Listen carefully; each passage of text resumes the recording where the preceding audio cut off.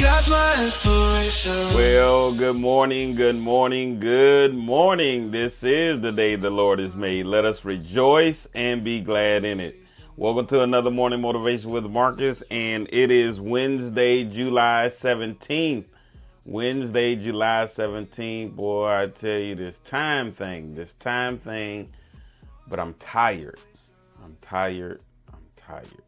So, how do we determine if we're tired and we stop, we're tired and we rest, we're just making excuses of being tired and we stop and rest, or we're not doing something right and we stop and turn around or just stop?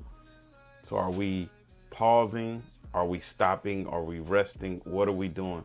And how do we determine, okay, my body hurts, I keep going, my body hurts, no, I need to take a rest? Or how do we determine I'm tired, I've been running day after day after day, I rest?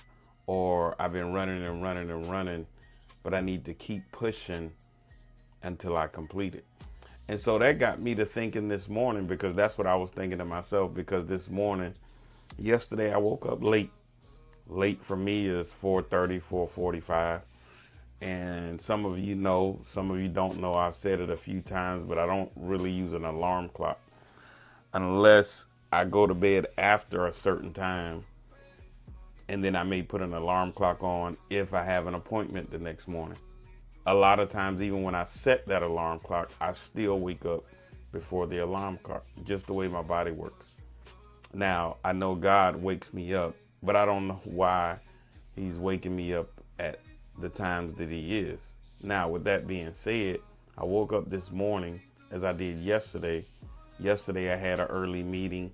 Had a meeting, I believe, at 6 or 6:30, and then had to drive across the bay, the bridge there over to Pinellas County, and I had a early meeting over there. So this morning I got up and didn't really, like, my body is sore.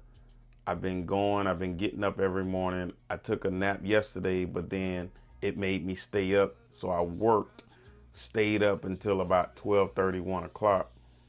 And so my body is tired. It's, doing all kind of things. And I said, wow, do I sleep in, do my morning motivation late, or not go running this morning, not do my exercise? Do I cut something out of my morning? Being that, again, I woke up at 4:45, 4:50.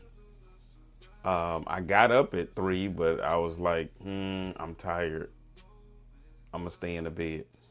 End up dozing back off and actually got up out the bed at 4:45, 5 o'clock.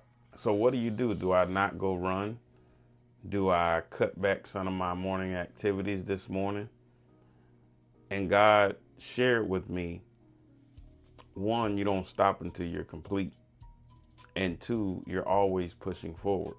Now, you have to be in tune with two things to determine what's good for your body and to take a pause or to keep pushing. And so some of it is definitely spiritual, your relationship with God, but then some of it's internal. How much do you want it? So I got to looking at how God formed the heavens and the earth and the things that he created in his creation process. And he didn't do it all in 6 days. All in one day. He did it in 6 days.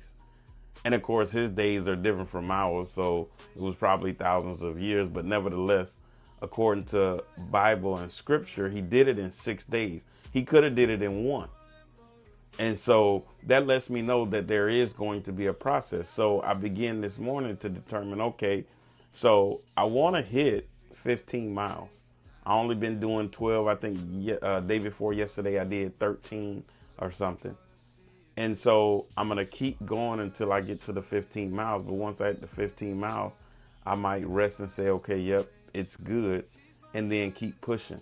Now, it's not about the miles or the distance, but more so about the consistency and growth. More about being consistent and growing. Like, yeah, it may be 15 miles now, but we may grow to, let's put a time on it. I need to do it in under 2.5 hours. I need to do it in under 2 hours. I maybe need to drop down and sprint a mile, sprint 2 miles, sprint 3 miles. I don't know.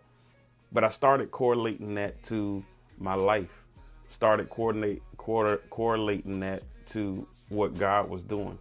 Every day he was creating, and every day it was an expansion of what he created the day before. And so we have to keep pushing to grow and expand, because remember what I told you, while we may have an ultimate assignment, we have daily assignments, and those assignments don't stop until we die. I was reading the last chapter of Joshua going into the book of Judges, and Joshua kept moving until he died. I mean, one of his last things was bringing the covenant back to the people and their covenant with God.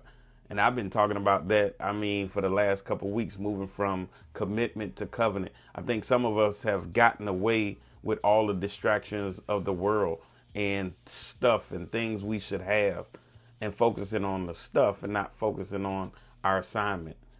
In a lot of cases, focusing on our covenant with God. Growing deeper, going from commitment to covenant to God. Focusing on the assignment. What's our assignment? What ought we be doing on a daily basis? What ought we be doing? What's our assignment for the day, Wednesday today? What's our ultimate assignment? And so as we move forward to our goals, as we move forward to our aspirations, as we move forward to the things that we want to grow and expand, we have to evaluate, okay, is this a pause moment, or do we keep pushing? And so we got to keep pushing, pause, but still keep pushing. The pause is, yes, so your body gets rest. If you're not sleeping, you probably need to get some rest. So we pause for a moment, evaluate, pause, let our body rest, pause, sometimes even take a mental rest. My parents are on vacation right now. They're taking a pause, a rest from the daily, everyday hustle and bustle of what they do during the ministry. And so, yes, we need those times of vacation. We need those times of resting. But don't make it an excuse to say, I'm too tired. It's not happening. It's not going the way I want it to. If you have negative thoughts of the incompletion, if you have the feelings of incompletion, you probably need to keep pushing. And so that's what we're going to do today. We're going to evaluate whether we pause or push. Do we pause or push? And we look at the pause as just a time for our minds to reset, rejuvenate, rest our bodies, do what we need to do to have the momentum to keep pushing forward. And so that's my time for this morning. We'll see you on tomorrow morning on Thursday. And you know my motto, yesterday was Thankful Tuesday.